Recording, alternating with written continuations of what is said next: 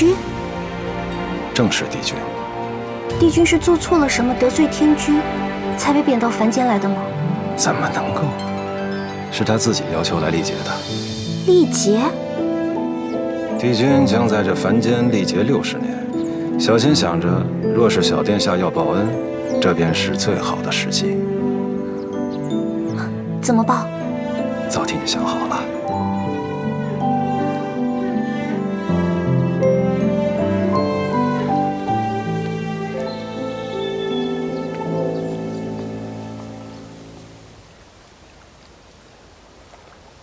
你带我来这后宫做什么呀？那是谁啊？帝君在凡间要当皇帝啊，小仙就将你安排在后宫。那位便是你日后用来报恩的身份。这贵人稍后会落入这池塘，受寒后大病一场，药石罔极，香消玉损。你便趁此续写他的故事，从此你在凡间就是陈贵人了。那么可怜啊？也不可怜。自打他入宫见过2次皇帝后，就再没机会侍寝了。在宫中过这样的日子，早离开早解脱呀。那如果我成为陈贵人的话，我该如何去报恩啊？见机行事喽。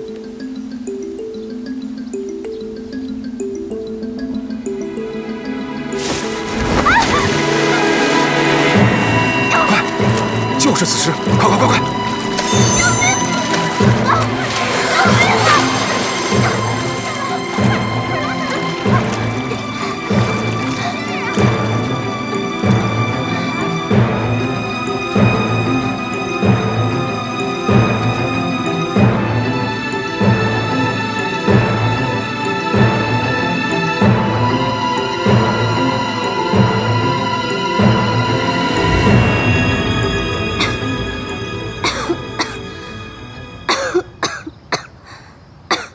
是庸医，来看一眼，随便开个方子就把我们打发了，这是欺负我们家娘娘不受宠吗？算了，不用理他们了。你下去吧，我乏了。是。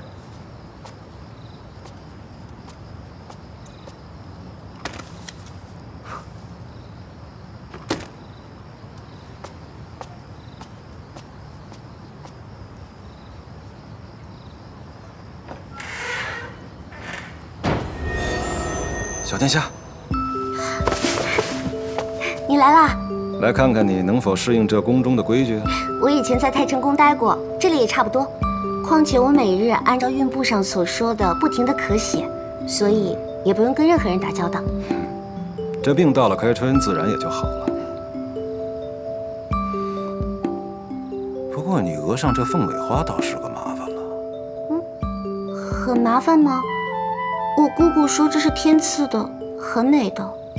美是美，只是陈贵人额头上本来是没有胎记的，凭空长出这么朵花来，恐遭人非议哦。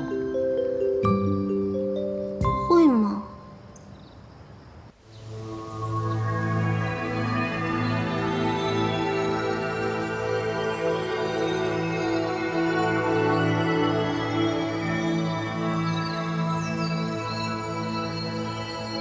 陛下何时才会见我呢？御医说，娘娘的身子已经好得差不多了，奴婢也将此事禀了上去。娘娘放心，只要陛下见着娘娘的牌子，总会想起来的。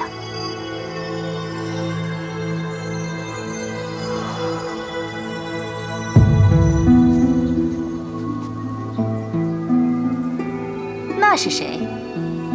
那好像是陈贵人。陈贵人？没错，就是陈贵人。听说她腊月时落了水，一病不起，这才刚能下床。哦，就是那个入宫后仅被陛下传去侍寝过2次的陈贵人。是啊，娘娘。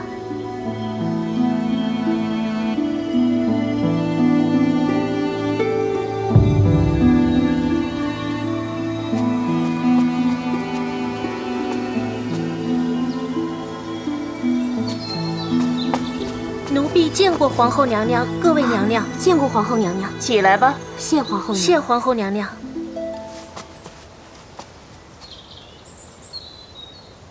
你这是什么额间状，竟如此害人，还不速去洗掉？这是臣妾天生的。本宫为何不记得你额间有过这么个东西？回皇后娘娘，我家娘娘自从一场大病后，这额间就长出了凤尾花，御医也不知道是怎么来的，说是好东西呢。这么个刺目的胎记，怎么好？本宫瞧着就不舒服。娘娘，依我看，这是一朵妖花。这怎么可能是妖花呢？这分明就是我，分明是什么？分明就是我大病初愈后恍若重生的印记。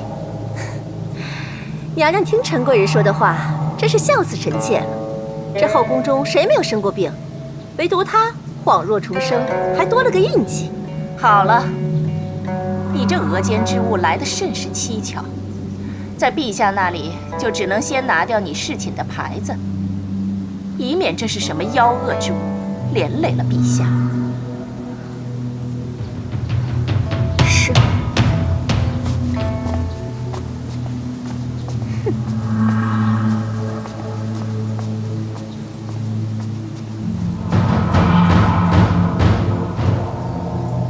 这分明就是随便找个理由，不让娘娘有侍寝的机会。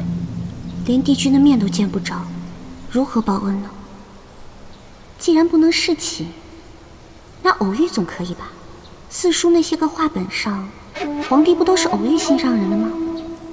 越是身份卑微，越是喜欢。娘娘，您看奴婢做什么？玉当，把你身上穿的这件宫女服也给我备一件。是。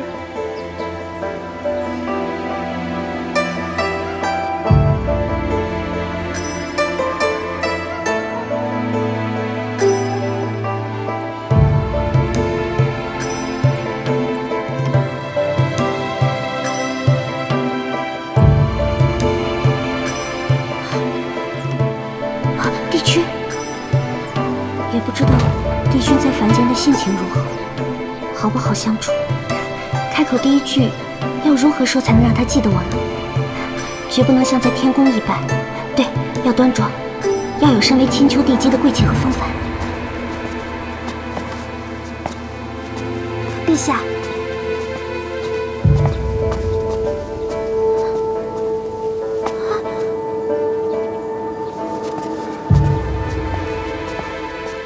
陛下，皇后，陛下这是要去看贵妃。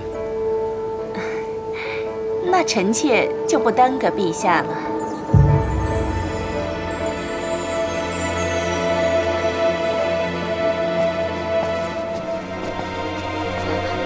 就这么走了？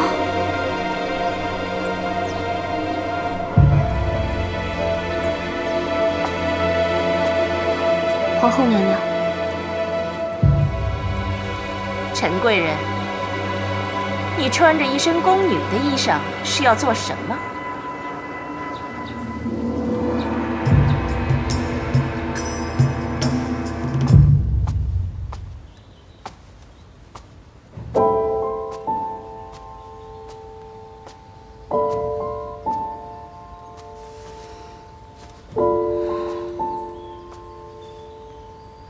娘娘，见着陛下了吗？见不着也没什么，奴婢打听出陛下这些日子的行程，我们就追着陛下走，总会遇到的。皇后说让我不得离开邯郸院半步，这陛下，我是见不着了。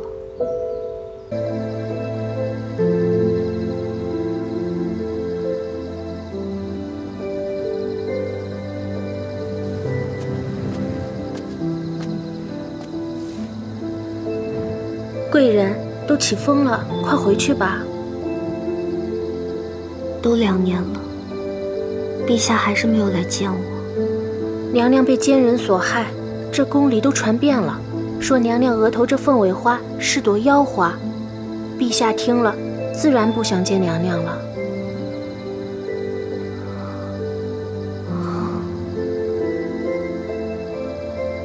原来是因为这块胎记。这块台阶还是姑姑最喜欢的。娘娘也不要伤心了，谣言总有一天会过去的。娘娘还年轻，不怕得不到宠爱。可若是日日不得见，如何能捧出一颗真心来，圆了他求一人心的这个念想？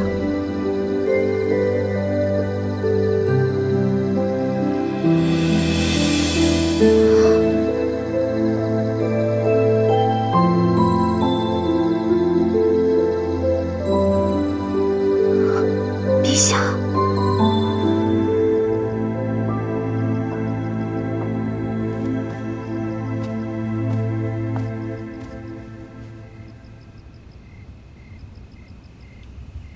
坐。臣妾不敢。朕准你坐。是。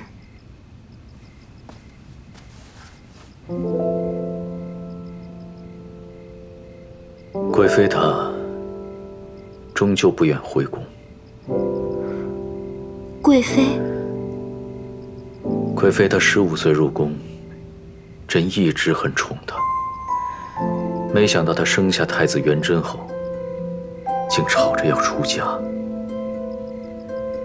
朕拿她也没办法，只好在皇城后山给她修了间道观，让她潜心修行。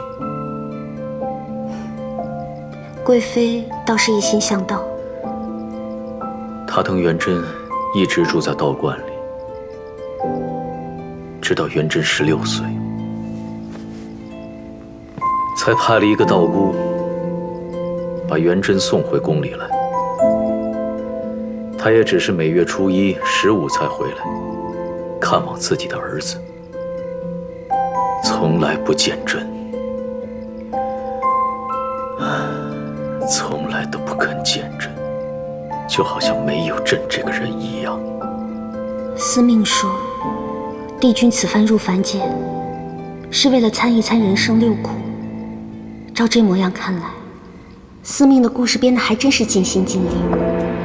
他就不怕帝君回到天上，回味自己在凡间吃的这些苦，让他也下来参一参人生6苦吗？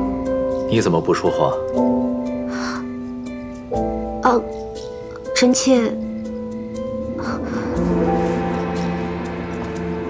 妾是在为陛下伤心。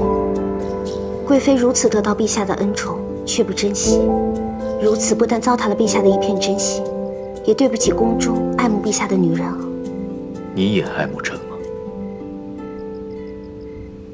臣妾是陛下的妃子，当然爱慕。我恨不得把心掏出来，让陛下看一看，心里头装的是谁。倒是很会哄人呢。陛下，你笑了，笑了真好。什么事都可以忘得很快。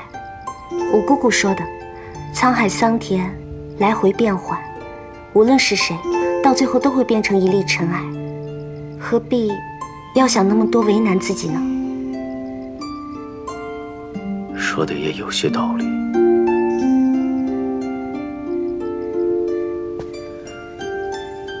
此花很美，不知为何，朕每次看到你额间这花，总觉得似曾相识。陛下，记得这块台阶？说不清楚，只是想一直看下去，不想再看别的东西。朕也觉得此事有些玄妙，还以为是中了你的妖术，所以这2年朕一直避开你，就是怕一直看下去，就再也不能放手。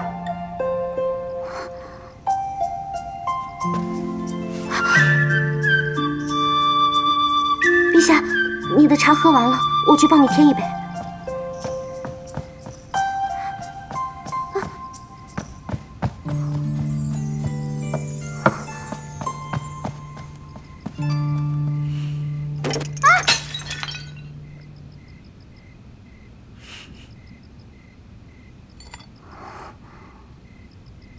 怎么连一点情话都说不出了？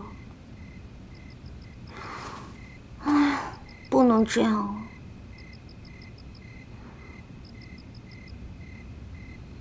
有了，两生症。娘亲，夫君什么时候回来？阿弟想吃蒸蘑菇，想喝白菜萝卜汤。应该快了吧？夫君回来了。你回来了。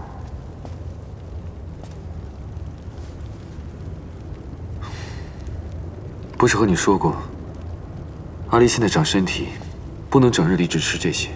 我知道啊，所以日夜都盼着你回来，给他改善伙食。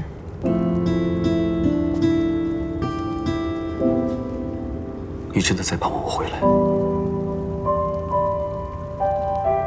夫君，娘亲眼红了。是盼着你回来做饭。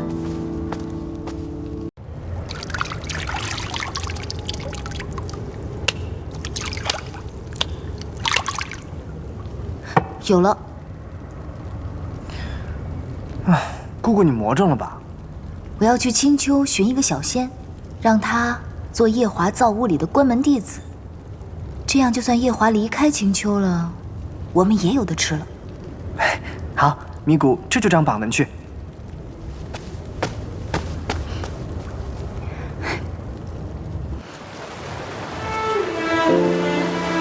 我已经安排了一个婢女化作道姑，在凡间照顾元贞。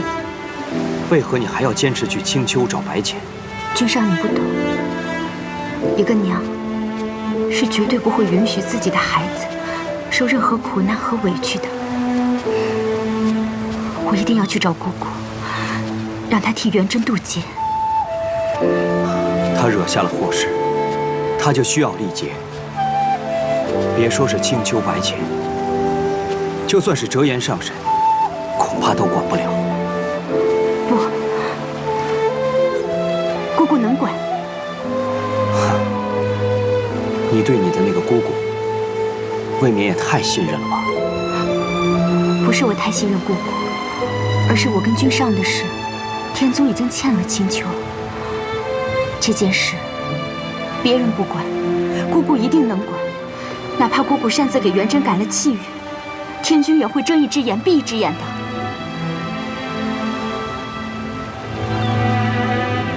你说的倒也有些道理。不过，白浅的性子，若是他为难你，君上不要担心，姑姑已经归还了我破云扇，并且许了我一个心愿。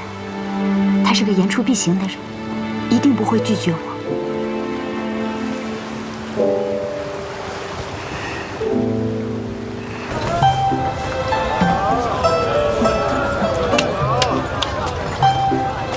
狐仙，你这贴什么呀？姑姑今日要选一个小仙做夜华君造屋里的关门弟子，机会难得啊！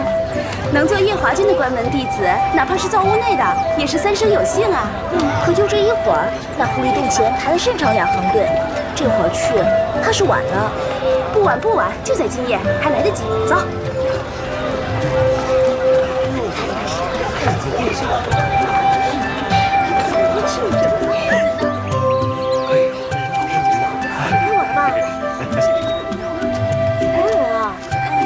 叫什么呀？给我登记一下啊！会打鱼，还会风雨。一会儿就到我了，该我了。就我打得过，而且我还会做呢。下一位。天明谷说你要选一个弟子给我。我会做羊肉，我会煲汤。是啊。我会做牛肉。我会做鱼。下一位。你会做什么菜？让他们都撤了吧，没一个肯过好的。好，记下了。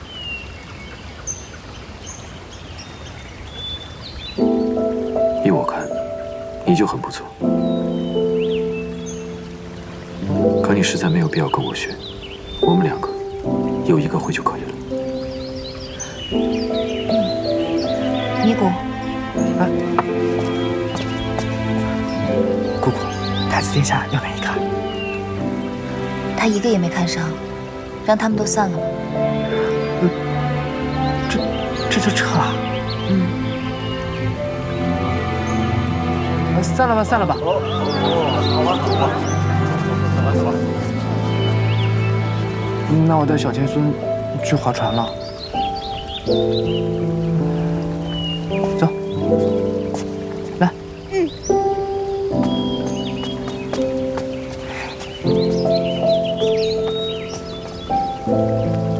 芊芊，陪我去散散步。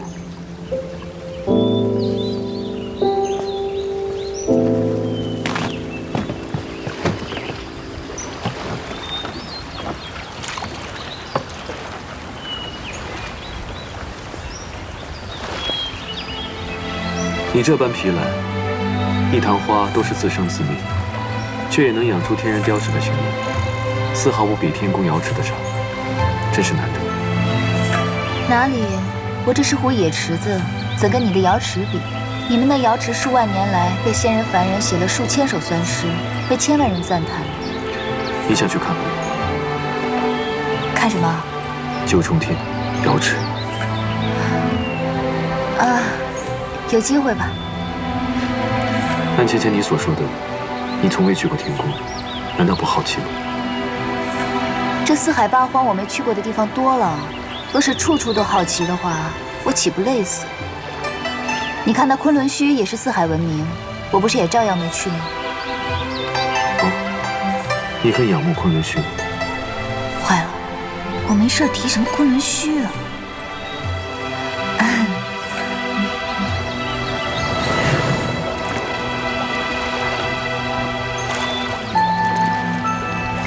米谷呢？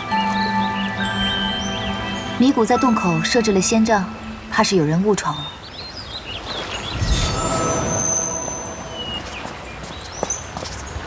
姑姑，这么快就拿着扇子来了，看来是想清楚了。那姑姑的意思是？请他进来吧。是。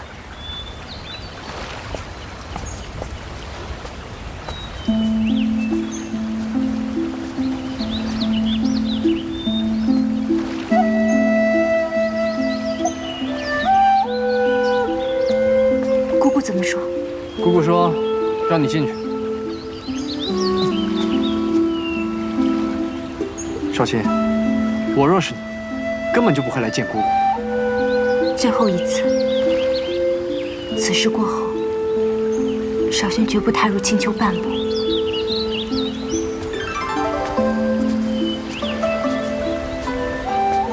姑姑，姑姑，你带着阿离先去玩吧。小天下，来。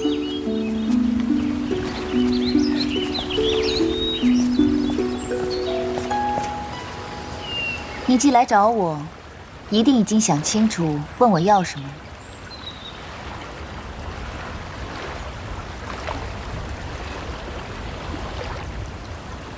叶华君不是外人，你说吧。姑姑，可不可以救救我的孩儿元真？救你的孩儿？前几日天君寿诞，君上带元真备了贺礼，前往九重天去给天君贺寿。谁曾想，夜里元真误闯了洗梧宫，险些调戏了洗梧宫的素锦侧妃。调戏了素锦？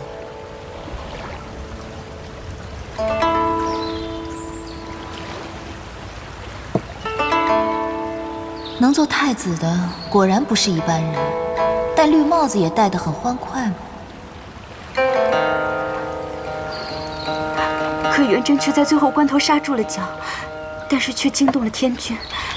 天君震怒异常，立即着捆仙索捆了元真，并下旨命他向凡历劫60年，60年后方可重列仙本。这调戏未遂来说，这处罚确实重了些。元真是一个善心的好孩子，走在路上连蚂蚁都不舍得踩死一只，恳请姑姑去救他一命吧。可是，他毕竟调戏了叶华君的侧妃。不必做我的人情。元真那回事，我也觉得判得重了些。他调戏的可是你的侧妃。我没有侧妃。既然太子殿下也觉得判了重了，恳请姑姑下凡救他一命。他不过是下凡历个劫，60年后又能重回仙班，何来救他一命？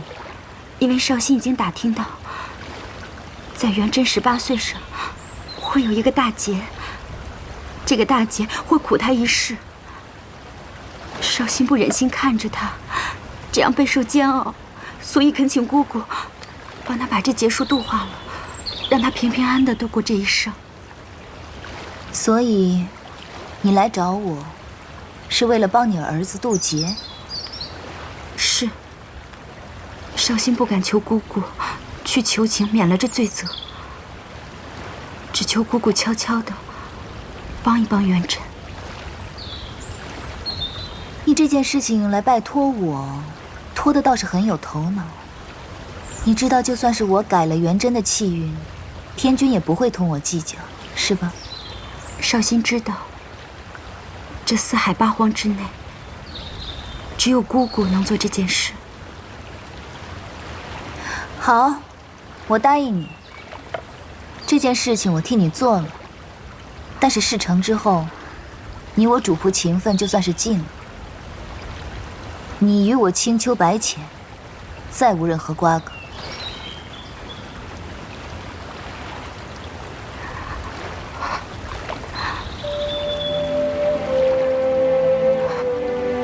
绍兴，谢姑姑成全。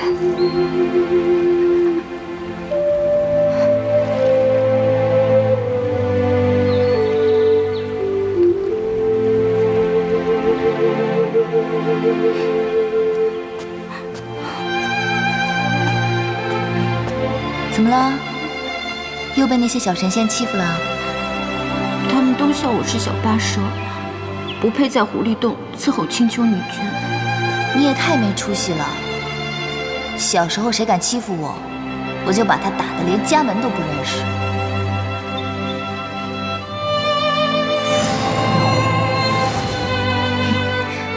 这个呢叫破云扇，是天宫灵宝天尊送我的，送给你。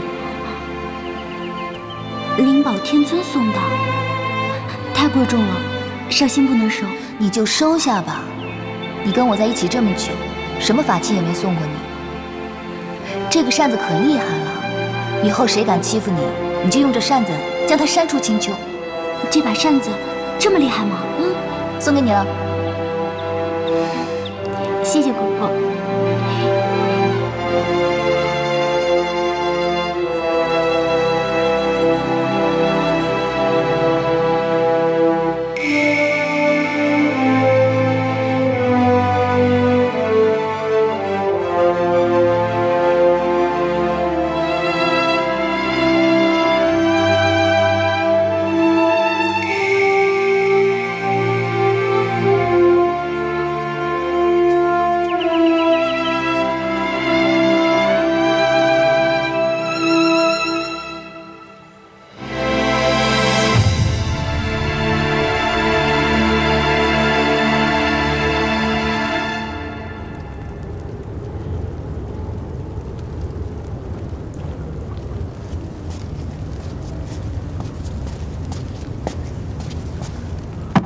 姑姑方才为何说绍兴将此事托付给你，还托付得很有头脑？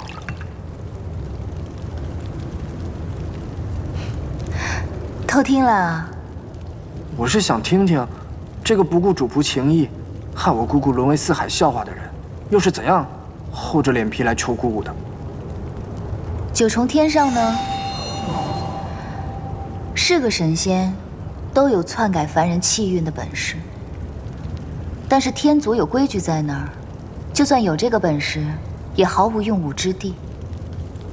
天族欠我们白家的债有1箩筐了，1分也没有兑还。由我出面讨几分薄利，天君也会睁一只眼闭一只眼的，将这桩小事囫囵了。所以啊，此事由我出面最好。这个小八蛇，可真是机关算尽了。哼，他呀，聪明一点也好，在北海也不至于被欺负。此事简单，办完了，也算跟他断个干净。哎呀，看来我要到东华帝君座下司命星君那里走一趟了，看看那元贞18岁立的是什么节，哪个时辰哪个日子，如何应到人身上。司命星君脾气古怪，他手上那个气运簿子，连天君都不能借来看一看。你若想从他那里下手，怕会有些困难。那该怎么办呀？所幸，东华帝君的司命星君欠我人情，若是我去替你要，会有些方便。真的？你可以帮我要到吗？但你得答应我一件事。什么事啊？去凡间时，将自己的法力封了。封印法力？修改气运本就是逆天的事，你用多少法力去修改气运，就会有多少法力反噬到你身上。天谴，你虽是上神，但被这么反噬几次也十分严重。万一到时我们继任天君天后之位，那该怎么办？继任天后？你忘了，你迟早有一天要加入西游宫的。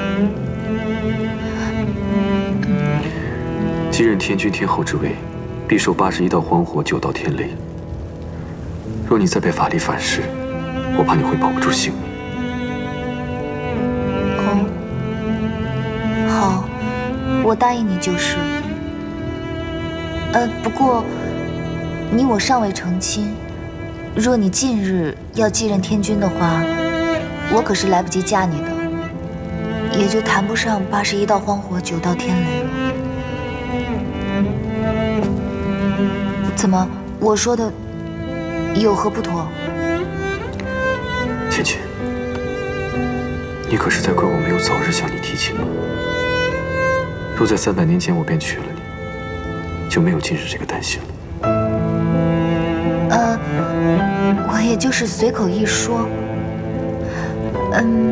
我看现在天色已不早了，夜华君不如早日帮我把这事办了，我好去替那元贞渡劫。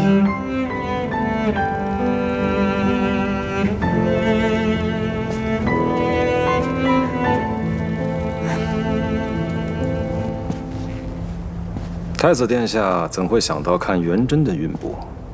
白浅上神答应二叔的小妾，要助元贞渡劫。姑姑还真是宅心仁厚啊，一点都不计较那小八蛇在300年前抢走了二殿下。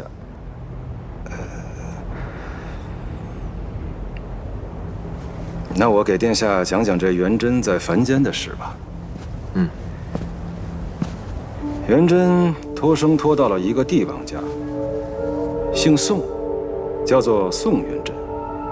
12岁上封了太子，如今快长到18岁了，结束将至。元贞在凡间的母亲是个贵妃，生下元贞之后，便带着她入了道观，出了家。16岁时，才让元贞的师傅将她送回了宫中。而这元贞的师傅，就是北海水君桑吉送去凡间看护他的一个婢女。婢女，所以二叔还是偷偷派了个人去看护她。正是。依小仙看，姑姑若不想打乱气运，就要替代这个师傅，先留在元贞身边。也只有这个法子了。至于如何渡劫，还需从长计议。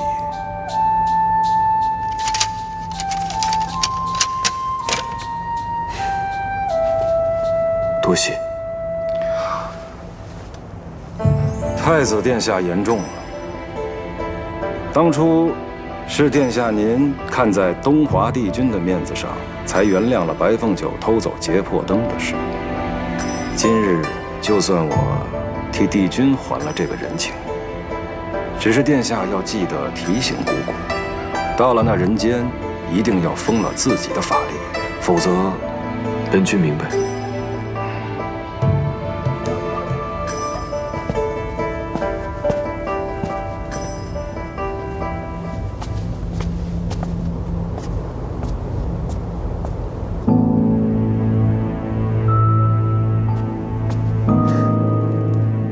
你说那只九尾狐要去凡间帮元贞渡劫？君上和星君确实是这么说的。他们还说要白浅一定要在凡间封印自己的法力。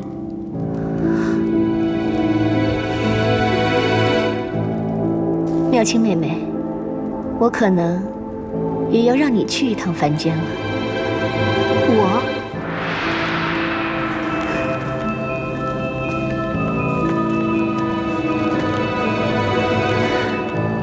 按理说我是姐姐，这种冒险的事本该我亲自去。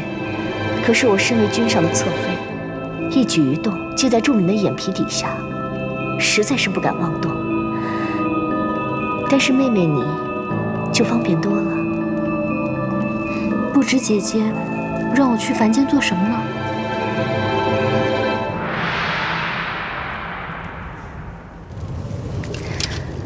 早先一直听你说这册子如何贵重稀罕，我还以为卖你的面子也只能讨回一个小钞，没想到连原物都讨回来了。看看吧，司命这气运，写得很是让人唏嘘。这司命君不去写几个戏本，真的是屈才了。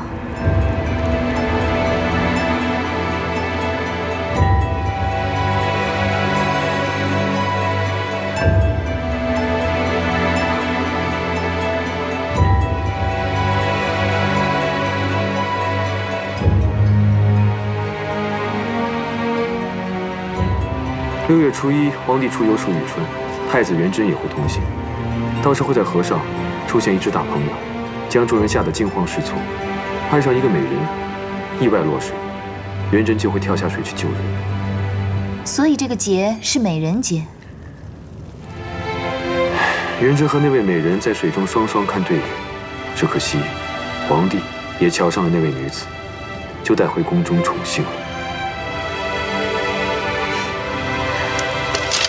这皇帝还真是多情啊！元贞不甘心失去一生所爱，就在某夜醉酒之后，和那美人曲径通幽。不久之后，美人就生下了一个皇子。所以，元贞是给他在凡间的老爹戴了顶绿帽子。没错，那名皇子自然就是元贞的儿子，但他自己不清楚。10多年之后，皇帝病入膏肓，皇子和元贞争夺太子之位。最后死在了元贞的剑下。这个噩耗传入了美人的耳中，上吊自尽。死之前留下了一封书信，告诉元贞事情的真相。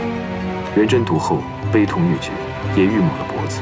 可无奈，当时皇朝只留下他一个男丁，他只好忍痛坐上了龙座。这么一坐，就坐到了60岁寿终正寝，疾苦一生。如此跌宕起伏的命运，元贞这一生还真是个传奇啊！如此说来，他18岁见到落水美人，是他关键的转折点。他只要不救那个美人，这一生就能顺顺当当的。不错。看来我要去凡间住个半年了，等到6月初1，去阻止他救这个美人。我已经为你安排妥当，你到了凡间之后，就会由元贞的道姑师傅引荐入宫，做元贞的新师傅。我要做道姑？不错。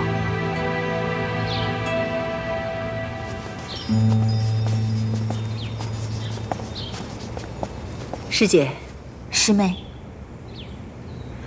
太子殿下，贫道与你的缘分已了了，也该离去了。师父，只是身为殿下的师傅，如此贸然的离去，终归对不起殿下。幸好贫道的同门师姐云游四方，途经此处，贫道托师姐带贫道来看护殿下。师姐几百年不曾出师门了，此番能与元贞殿下结一趟师徒的缘分，与殿下也算是善福。可是元真舍不得师父啊。缘来缘去，都由不得你我呀，殿下。元真明白，可是多谢道长这几年对元真的看护。贵妃娘娘客气了，快来见过贫道的师姐吧。元真，快拜见道长。道长，不错，不错。道长的意思是，贫道一眼就看出，太子殿下乃是九重天位列仙班的神仙。因犯了错事，才下凡历劫。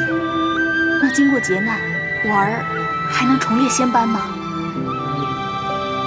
如贫道点化得当，太子殿下又一心向道，我相信重回仙班并不是难事。快叫师傅！哦，师傅。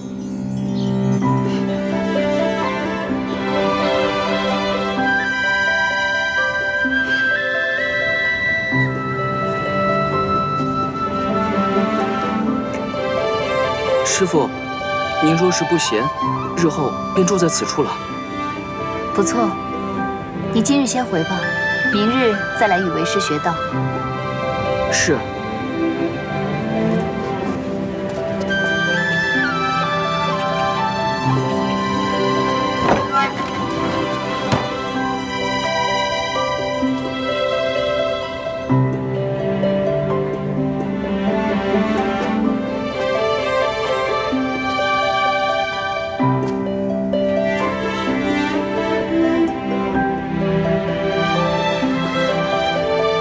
这才正月初一，真是足足要住上半年，才能到舒玉川美人落水的日子。不过也好，能体会体会凡间皇家是如何过日子的。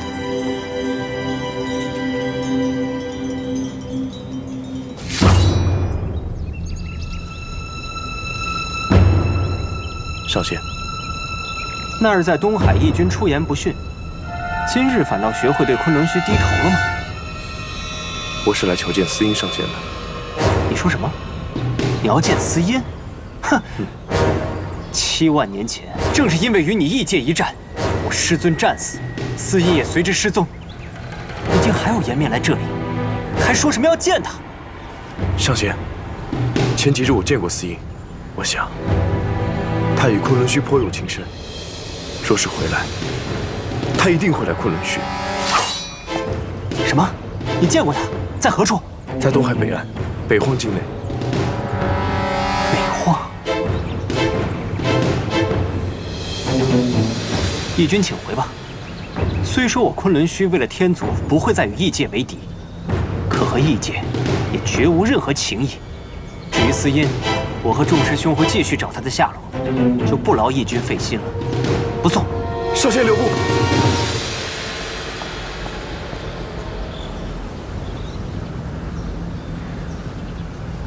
问他有什么用？既然阿英故意想隐瞒自己的身份，那些昆仑虚的人又怎么会晓得？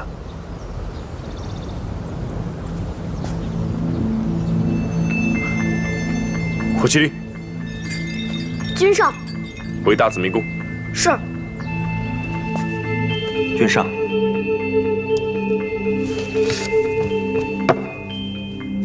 臣等近日追查异界的事，遇到了很多异界的人，乔装到各地寻找司音上仙，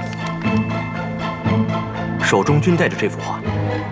听闻这幅画正本是义军离境亲手所绘，其余的全是副本。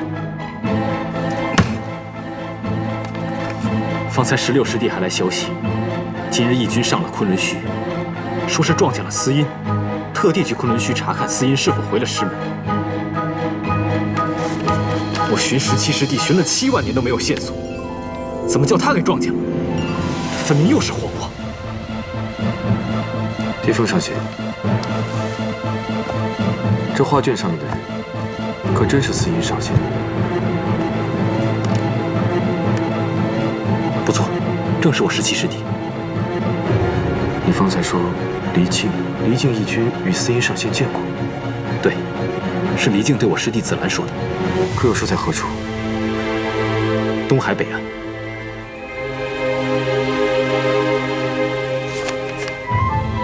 东海北岸，果然是东海。昆仑虚座下17弟子司音，与墨渊仙体一同失踪了7万年，这是天族最大的悬案。没想到，芊芊，你便是那个司音上仙。殿下可是有什么线索？没有，我只是听闻过司音上仙的事情。见到此画卷，一时想到了7万年前的大战。你们先退下吧。是。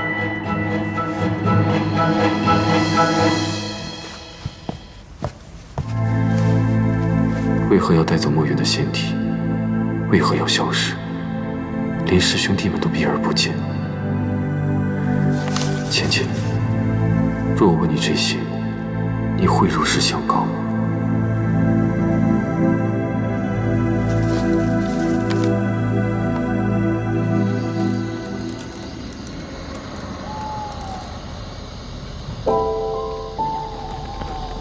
乖，婴儿真乖。君上，都退下吧。是。君上，你看，他很乖，不吵也不闹。你别闹了，都300年了，你怎么还不清醒？就是因为你当初偷了阵法，我们才会生下病案。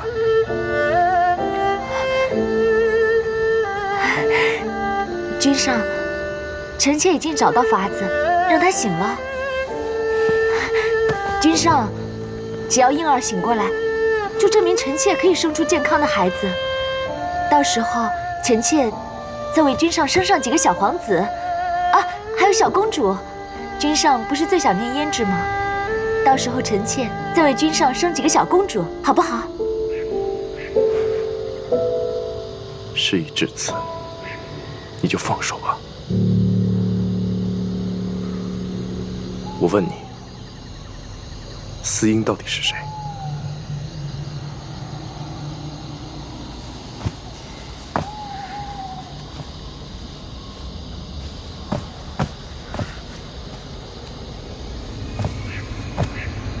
？7万年，你还想着那个男人吗？你难道不知道，她和你一样，也是狐族女人？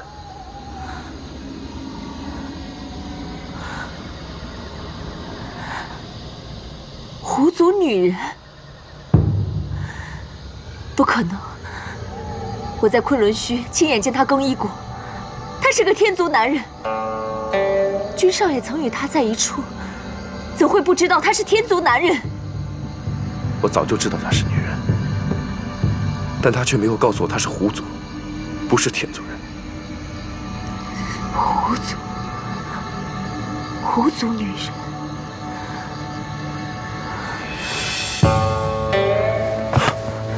你是不是想到了什么？我不信她是狐族女人。君上，你不要再自欺欺人了。你当真不知道？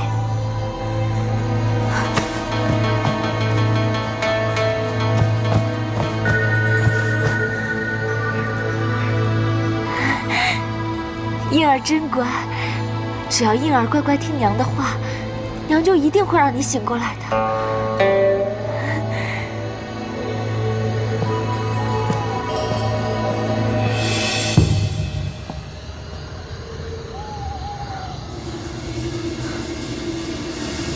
芊芊，原来是你！我竟然没有想到，原来司音就是你。为什么我最爱的男人，一直惦记的都是你？你都有了墨渊了，为什么还要来跟我抢离境？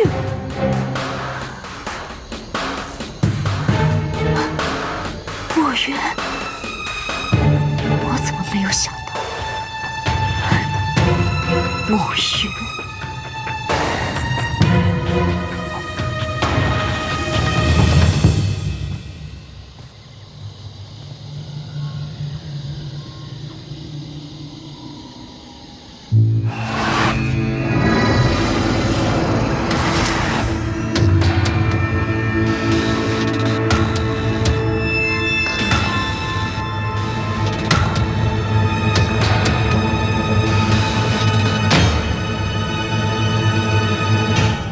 这个，这是采用晨曦露水调制而成的鲜艳玉露，您闻闻多香啊！您看看，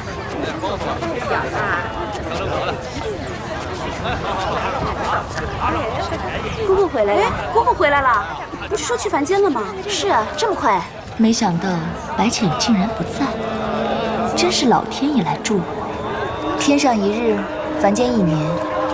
你们以为时间过得很快，实则已经过了数个月了。这倒也是，姑姑早上挑拣的，说是去凡间少则半年，多则1年，让我留着这琵琶，姑姑明日回来再取。那要不要我帮你送去狐狸洞啊？不必，我自己拿回去吧。谢谢了。姑姑今天可真可笑，是啊，太奇怪了。就是。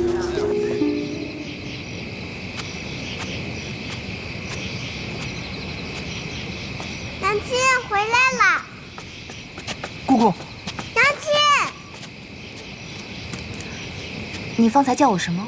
娘亲不是告诉阿离说要离开青丘1日吗？怎的这么快就回来了？因为娘亲很想你。姑姑不是说您要去凡间至少有1日吗？凡间太过无趣，我就先回来了。无趣？怎么了？姑姑不是要去帮绍兴的儿子渡劫吗？就是因为渡劫太过容易，所以我就先回来了。陪娘亲进狐狸洞好吗？好。走，乖儿子。姑姑虽然宠爱小天孙，却知道天族礼法，从不叫他做儿子。今日的姑姑确实有些奇怪。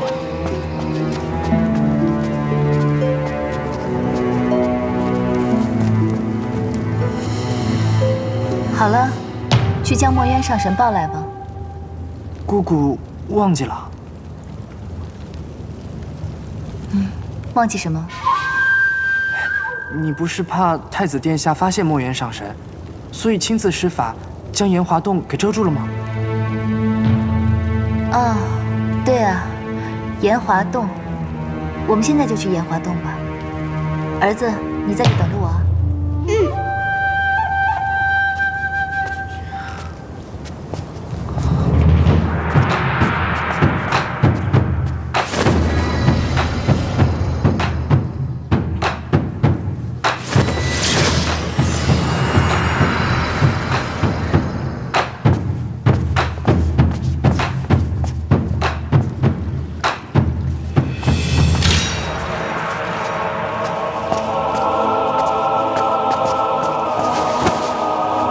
你果然在这里。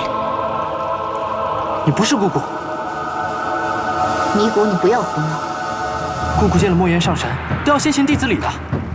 你不是姑姑，你是玄女。你个叛徒，你还敢来青丘？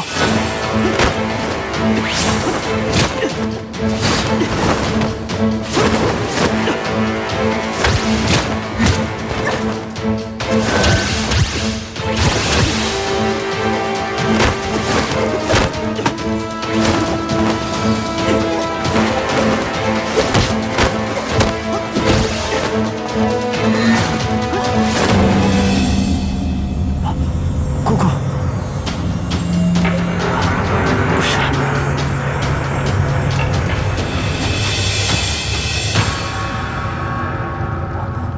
姑姑，有何吩咐？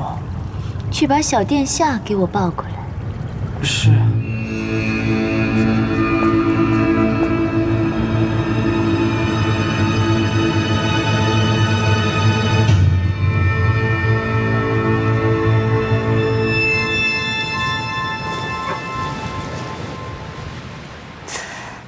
不如那美人落水的时候，我去将她救了。不可不可，万一那美人看上我了，岂不更麻烦？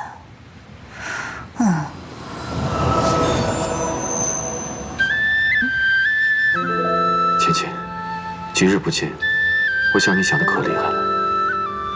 你可想我？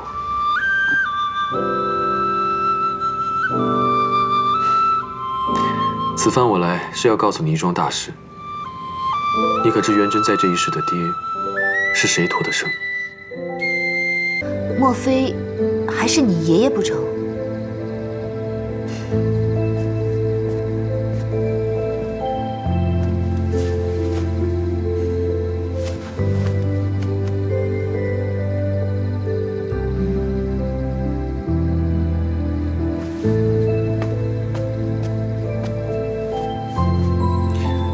虽不至于是我爷爷，却也差不多。那东华子府邵阳君，东华帝君，莫非小九？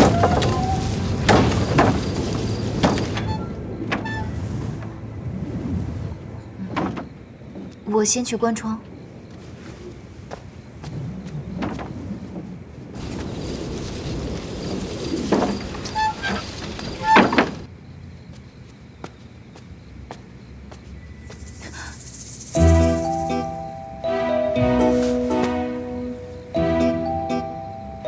你睡外边还是睡里面？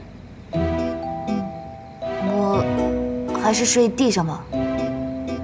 芊芊，今夜不管你睡地上还是睡床上，结果都是一样的。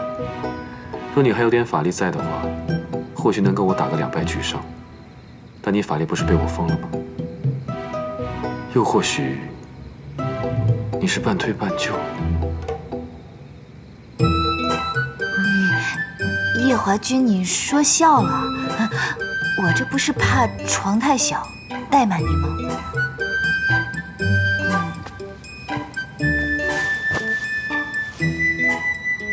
我习惯睡外侧。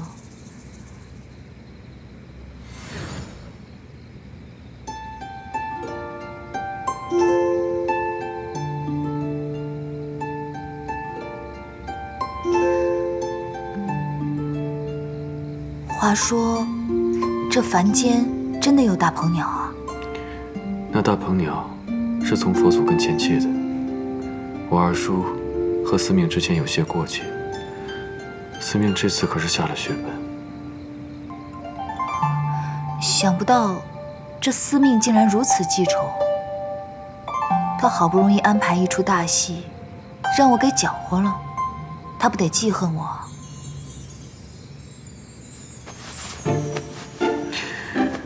芊芊，你不用担心，左右他还欠我一个大人情。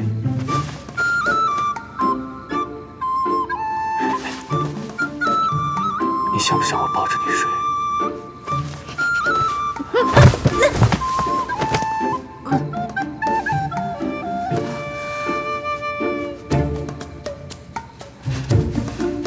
果然，知道你睡觉不老实，才说抱着你睡的。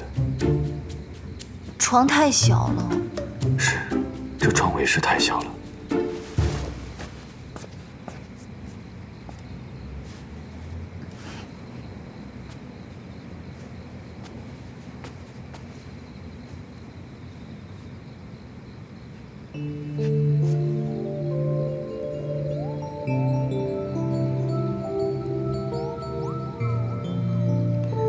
芊芊，你可识得那四阴神君？我听过，但没见过。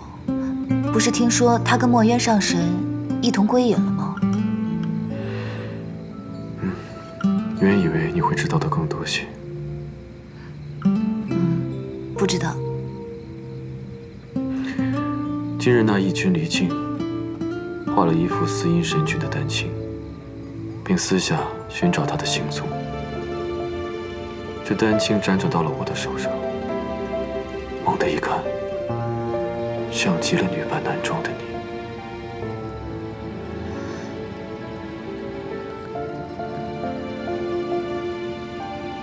应该是巧合吧。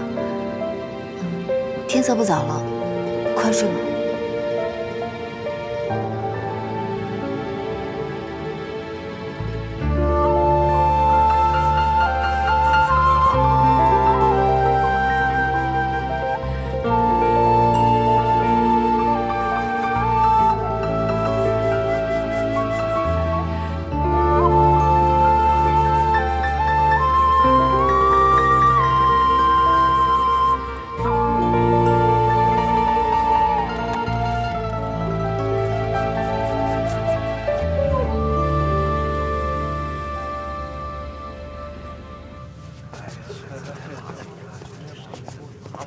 啊，三殿下，你也去蟠桃会吗？失礼，失礼。今日不知为何屡屡如此啊！看来又有人在背后妄议你啊，司命。啊？怎么会呢？像我这种好说话的闲散神仙，不会留下什么画饼吧？太子殿下呢？方才还见着他在呢。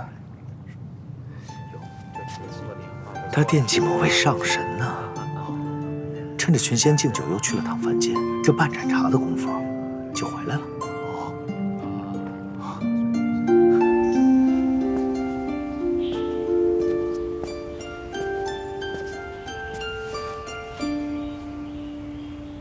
芊芊，过来与我书法。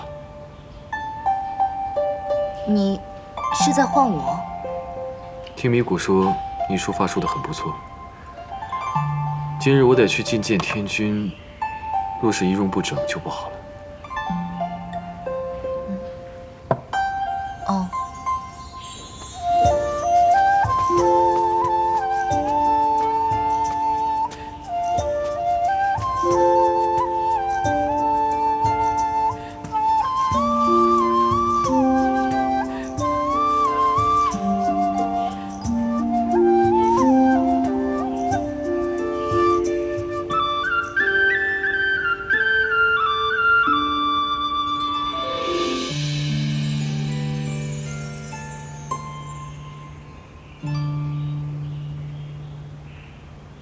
好了。你从前没事。芊芊，这串珠子你先带着。如今的你跟凡人没什么两样，虽然不至于遭遇到什么危险，但还是以防万一。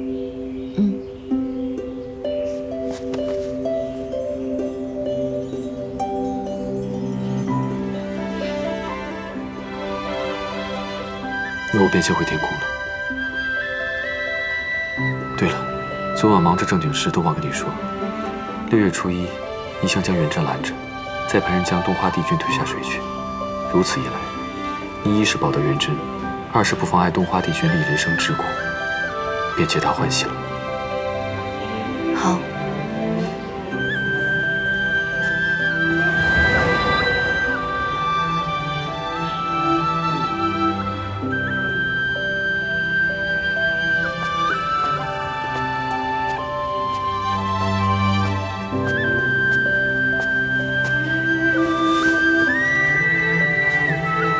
昨晚做什么正经事了？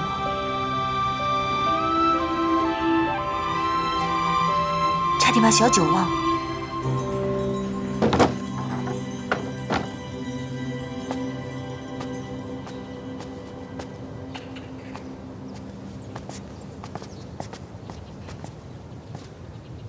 师傅，为师也刚好想去寻你，随为师来。是。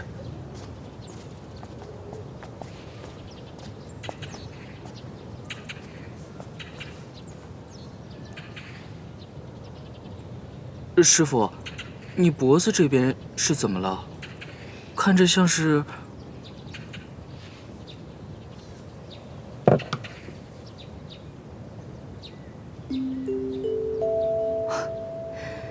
连这么细小的红痕你都注意到了。曾经有人跟我说，你有走路时连蚂蚁都舍不得踩的善心，看起来还真是不错。你可知道？走路的时候不踩到蚂蚁，不只是需要善心，还需要细心。这善心跟细心本就是一体的。是。既然如此，为师今天便考考你，你的细致程度。师父请说。为师知道你16岁之前一直在道观中生活，16岁之后才进的皇宫，所以为师也不为难你，就问你2个问题。一个是关于道观的，另一个是皇宫。你之前在的那道观中，有一名经常穿白色衣服的道姑，她常用的有一柄拂尘，那拂尘是什么材质的？拂尘？你且先不必答。我再问你一个问题：你现在所在的皇宫之中有一名女子，额间生有凤尾花胎记。那名女子她居住在何处？是什么职位？闺名叫什么？师傅，元真寡漏，在道观中住着时，却从未见过师傅口中所说的这位白衣道姑。至于这位额间一枚凤尾花胎记的女子，元真倒是知晓，正是住在汉淡院里的陈贵人。至于陈贵人的闺名，徒儿委实不太晓得。小九果然是奔东华来。你有这般细心，已属难得。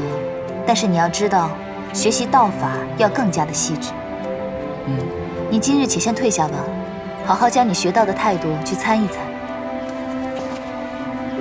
是。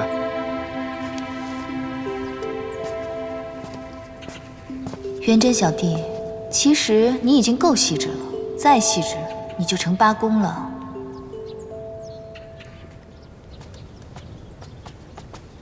这位姑娘，道长有何吩咐？带我去陈贵人的汉淡院。是，请跟我来。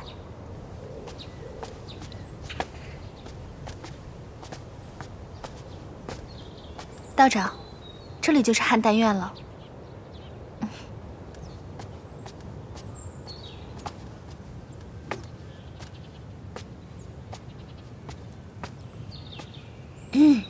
小九，姑姑来看你了。姑姑，姑姑，姑姑，我求你了，不要把我带走，姑姑，我爱他，姑姑，我不能没有他，我求你了，姑姑，求你了。来生我给你做牛做马，我一定会报答你，求你成全我和他好不好？姑姑，求你了。这疯癫的模样，该不会是他给自己用了青丘禁术2生咒？我求求你了，我给你做牛做马，我一定会报答你的，求。来人啊！把陈贵人扶进去。是。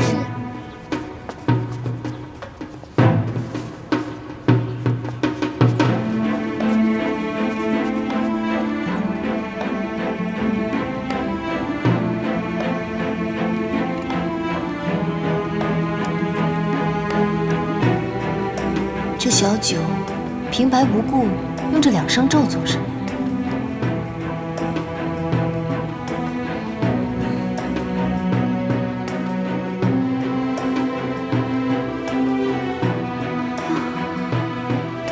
求你别带我走，凤九要生生世世和陛下在一起。姑姑，姑姑，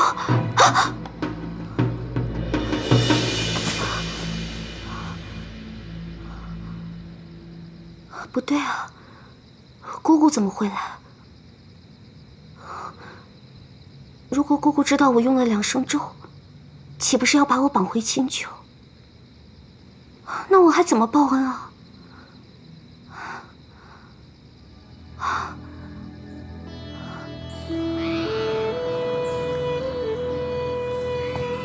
娘娘，这2个不是天族顶尊贵的人吗？怎么会出现在我们宫里？因为本宫要用他们的身体来救我的孩子。娘娘让傀儡去劫杀天族上仙，已经是死罪了。今日的事要是被君上知道，岂不是罪上加罪？娘娘，快点把他们还回去吧！闭嘴！本宫何时轮到你这个贱婢来管束？娘娘息怒！来人，把这个贱婢拉到水牢里。是。还有，召见几位将军。是。娘娘，奴婢不敢了。娘娘，奴婢不敢了。娘娘。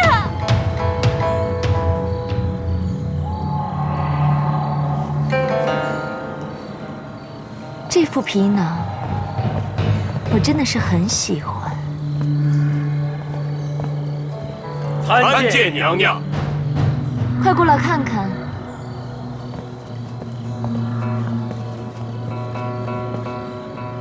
墨渊上神，娘娘，他不是已经消失了有7万多年了吗？这件事情，本宫过几日再跟你们解释。今日让你们来，是让诸位准备炼丹房。本宫要起炉做法，用墨渊仙体炼丹，让我的儿子康复。炼丹？没错。几日后，我的儿子将会拥有天族战神的元气。你们不觉得很有趣吗？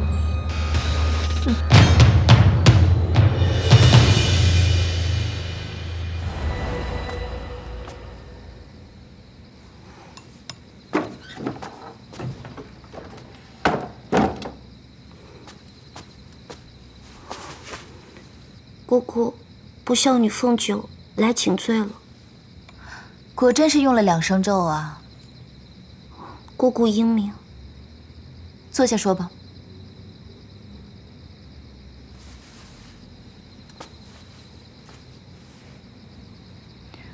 既然是来报恩的，为何要在自己身上用2声咒？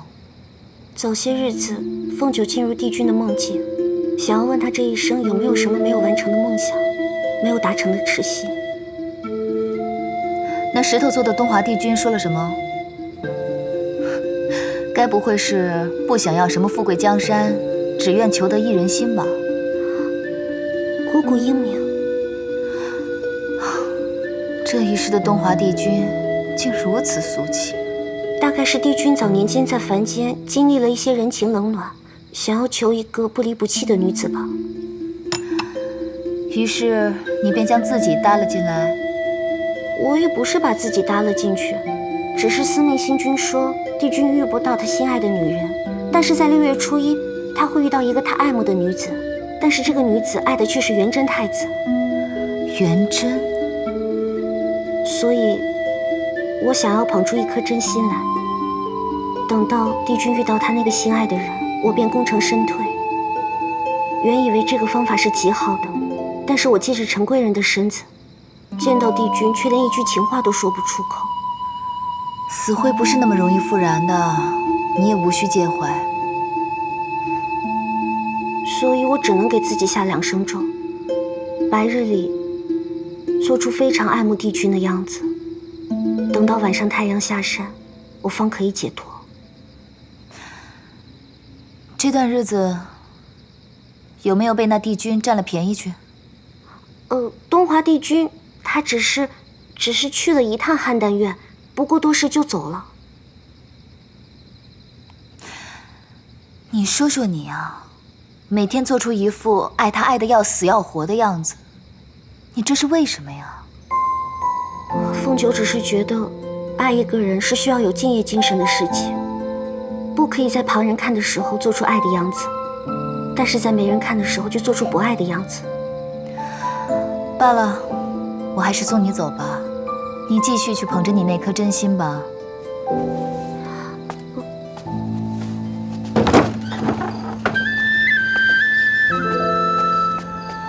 你在青丘的时候活得如何潇洒肆意？看，为了东华帝君来这种地方喂鱼，你说说。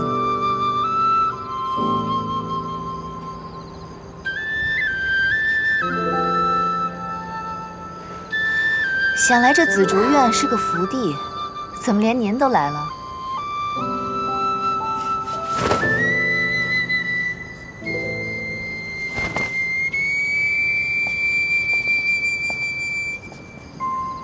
有件事情忘了告诉你，你去东海赴宴的第2日，天君的孙子夜华就到桃林来找我，问我关于你300年前的旧事。啊？我告诉他，你与擎苍恶战了一场之后，睡了很久才醒的。之后他没有问什么便走了。丫头，你跟夜华这桩婚事不会又黄了吧？应该不会吧？那就好。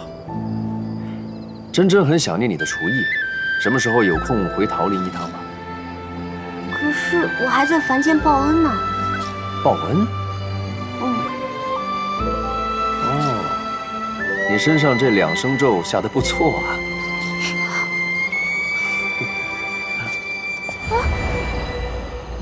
姑姑，他威胁我。他威胁你，不过是为了让你回去给他和四哥做饭罢了。也是。哎，对了，姑姑，你今日来此是为何啊？为了那元贞。元贞？那元贞乃是太子的堂弟，因为做了一些事情被贬下凡，我在此就不多说了。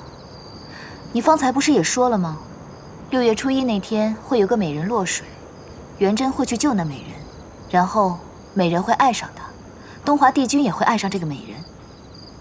对啊，所以我要做的事情，就是让元贞从东华帝君那个情节里全身而退。那姑姑，你可想好法子了？想好了。待6月初1美人落水那天，我会先拦住元贞，然后找个人将东华帝君推下水。帝君自然会去救那女子。待他们2个人看对眼的时候，就没元贞什么事儿了。小九，你可愿意做那个推东华帝君下水的人？我受2生咒的束缚，白日里必须得忘了自己。我不扰乱姑姑的计划已算是万幸了，我怕我做不了。罢了，说的也是。实在没有谁的话，只能我自己动手。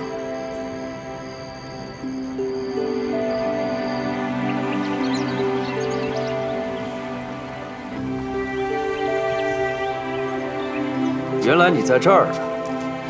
为了找你，我还特地去了趟凡间。走，等你好久了，快跟我去趟西海。走，去西海？没错，我刚才去西海，偶遇了在凡间办事的西海二皇子。墨渊的弟子，小舞的大师兄，就是他。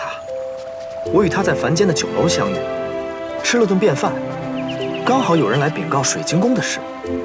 我看他听着听着就愁容满面的，不停地灌酒，于是就多嘴问了2句。没想到让他犯愁的这事儿，你还真能帮得上忙。我就是你折颜上神。走。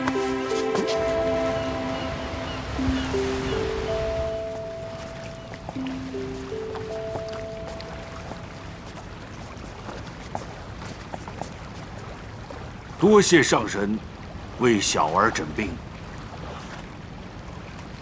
能不能治，暂且还不知道，不如让我先看看他吧。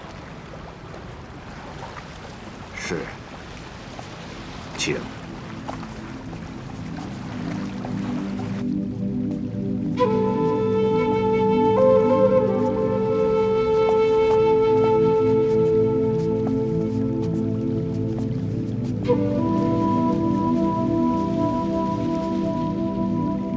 说是600多年前的某一天开始，西海大皇子那不大强壮的身子骨每况愈下，西海水晶宫的那些药师们查了许久都查不出症结，便无计可施。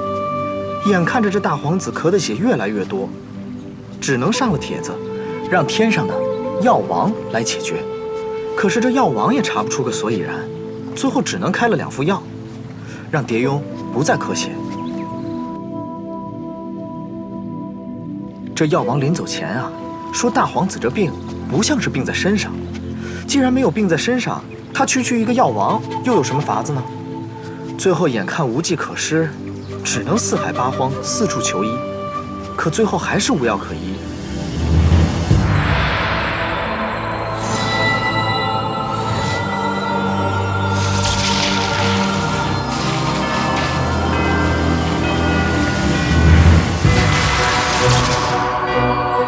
为什么会这样？上神神色如此凝重，可是小儿……水君别担忧，大皇子并无性命之忧。那上神可有医治小儿的方法？让我再想一想。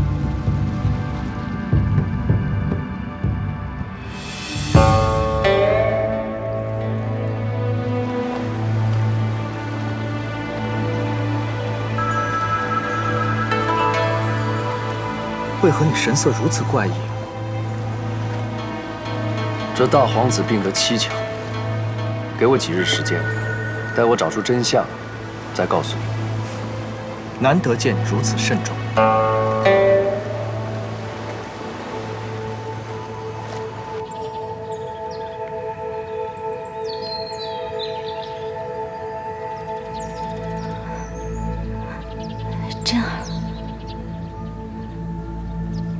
娘好想你。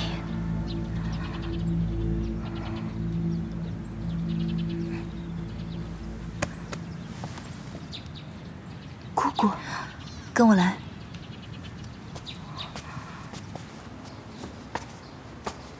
坐下说吧。少先站着便是。我已找到替元贞渡劫的法子了。少先叩谢姑姑。不必了，坐下吧。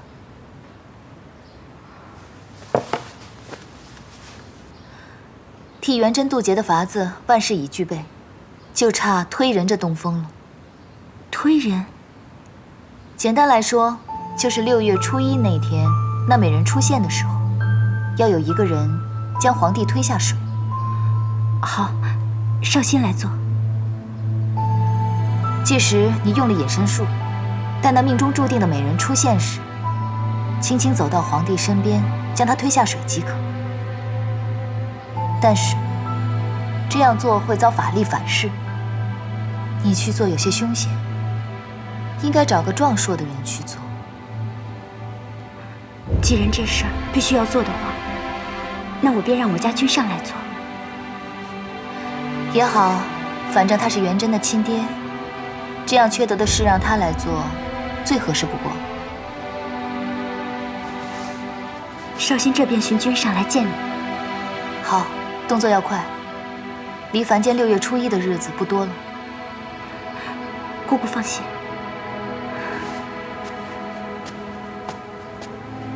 如此，便算是做好准备了。上神，7万年前是你收留了我，7万年后，你又要救我的儿子，你可真是我母子的贵人呢。娘娘，祭坛差不多日落之前就可以建好。好，那我就再等几个时辰。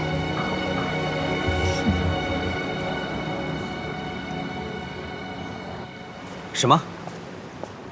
白浅让我推东华帝君下水？不错。你答应了？姑姑说，只有这一个办法才能救元贞。为什么？时间太紧迫，我也没有来得及多问。但是姑姑既然这么说了，那肯定只有这一个办法是最周全的。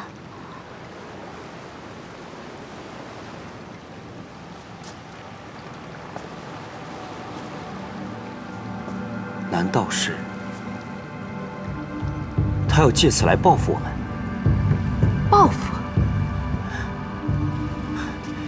你有所不知，凡是在凡间用仙术修改运部的，都是要受到惩罚的。白浅他选谁不好，他偏偏来选我，难道不是他想借此来报复我当年悔婚的事吗？君上，你不可如此说我姑姑。这次她肯下凡来帮我，本来就是看在我们主仆的情谊上，不计前嫌。而且她一直是我最敬仰的姑姑，以她的为人，她是绝不会借此对我们做什么的。好，千万别动气，千万别动气。是为夫心胸狭窄了，千万别动气。我这就去凡间。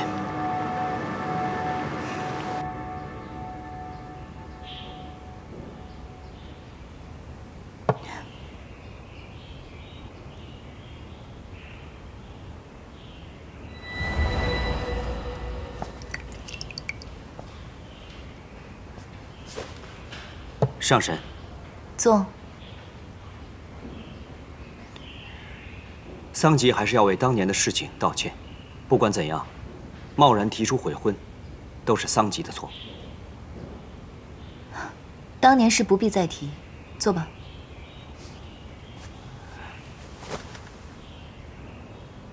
不知可否有人跟上神说过，上神很像当年墨渊上神座下的17弟子司音。我和他有过一面之缘，你们……水君此番前来，既然是为了元贞的事，就不必说旁的了。咱们说说明日吧。是。坦白说吧，这次你要推下水的那位是东华帝君。这件事情我本来是让你妻子去做的，但她现在有孕在身，毕竟不好。啊，多谢上神考虑得如此周详。不必客气了，我就起来说说明日你要做的那些事情。好。到了明日那时，你且先去野身。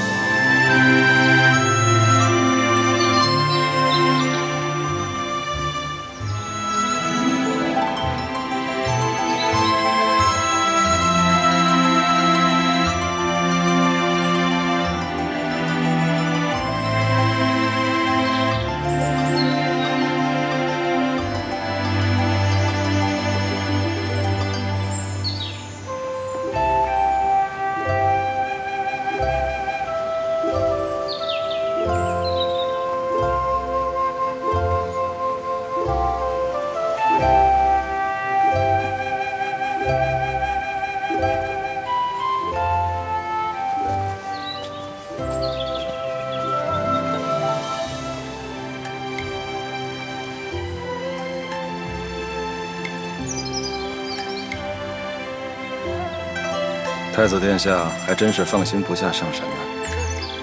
毕竟那位是东华帝君。殿下放心，帝君并不是心胸狭隘之人。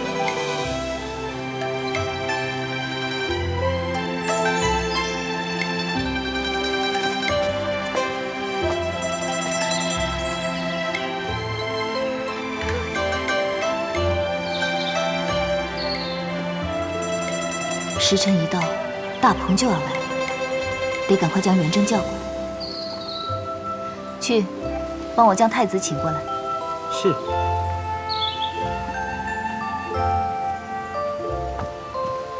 太子殿下，道长有请。师傅。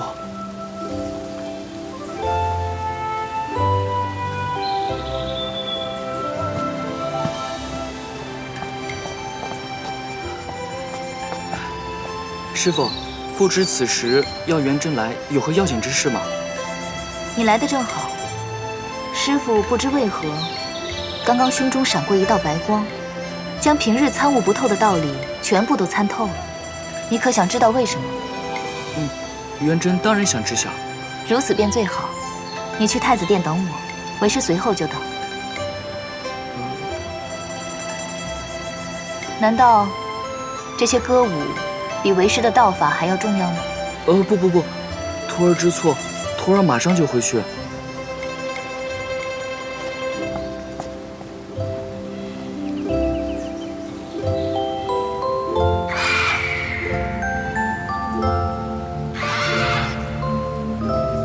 快看，那好像是大鹏鸟。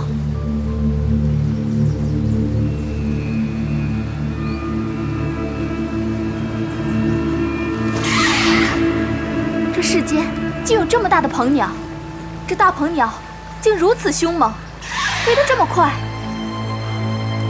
如此大的鹏鸟，只在经文中出现过。此时现身，会不会有什么征兆？陛下，这分明是祥瑞之兆。福兆？就凭一只鸟，就说是祥瑞之兆？陛下危险！闭嘴！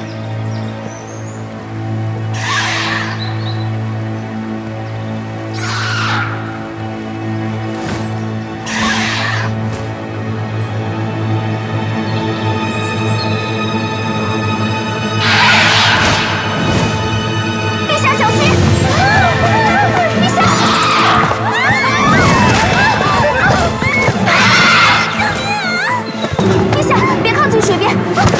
陛下！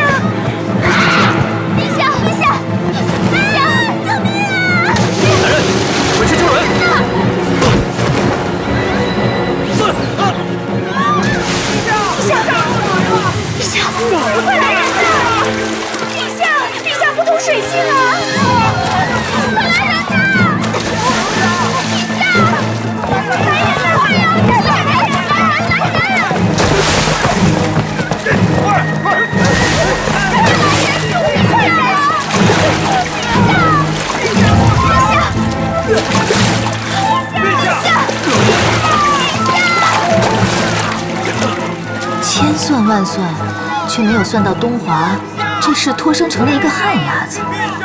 如今叫谁去救这美人啊？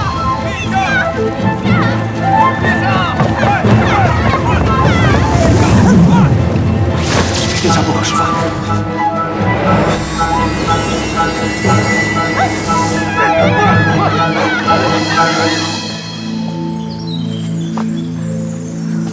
你怎么样？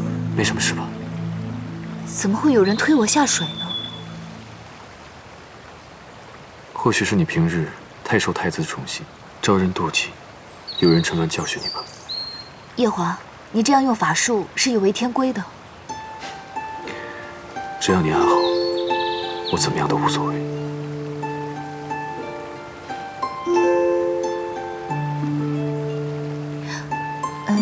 你这样救了我，那东华和凤九怎么办？回上神，他们都好，这本就是他们应该立的节。再过几个月，小殿下便可以得偿所愿了。如此便好。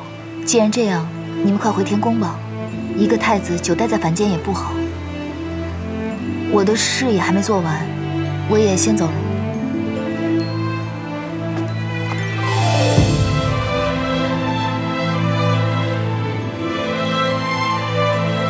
陛下，陛下，陛下，你醒一醒啊！陛下，你醒醒！陛下，陛下，陛下，我求你了！陛下，陛下，我求你了！你醒过来吧，陛下！我没有你活不下去啊，陛下！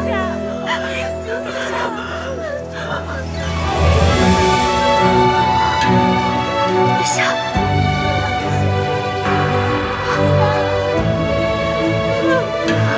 是你救的我。先不要说话，御医马上就到了，再坚持一下，再坚持一下。你一定会没事的，陛下，快去救陛下！快点！陛下，陛下！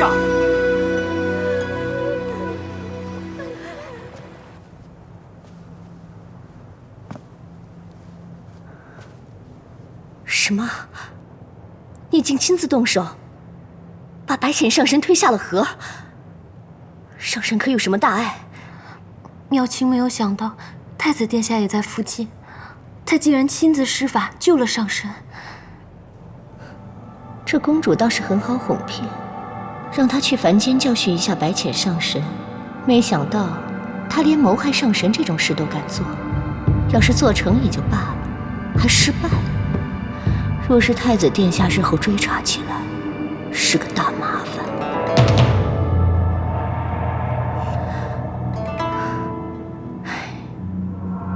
你可真是不懂事，竟敢对青丘的姑姑做这种事。我明白你对她的嫉妒，可是君上日后是要君临四海的，后宫必然美人众多。你如此善妒，如何能入洗无宫呢？姐姐，不是你让妙清，你误会我的意思了。